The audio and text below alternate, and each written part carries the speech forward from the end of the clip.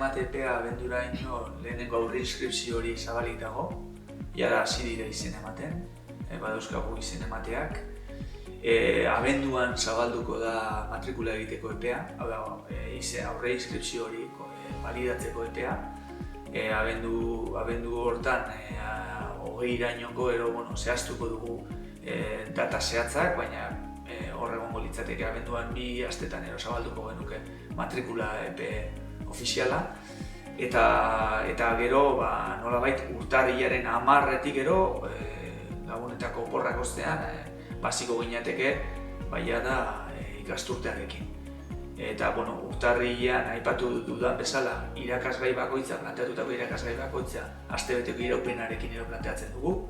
Kreditu bat astebeteko iraupen horrekin gutxi gora bera, horrek eramaten gaitu 15 bat asteko formaziora, eta, ekainerako bukatuta egongo litzateke.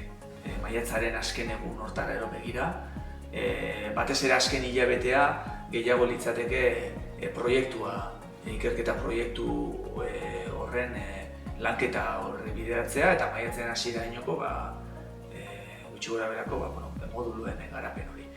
Eta hori litzateke ikasturte bukaerarekin, eduko genuke graduondokoa bukatuta.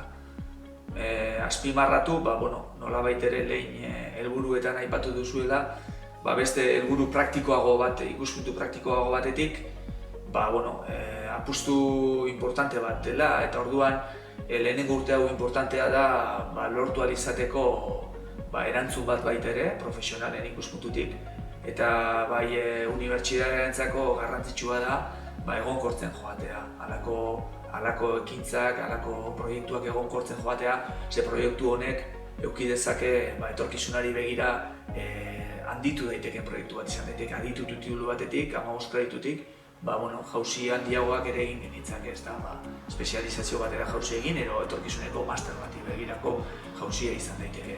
Orduan, pausuz hori ere bada helburu praktikoago bat, ikuspuntu estruktural hortatik edo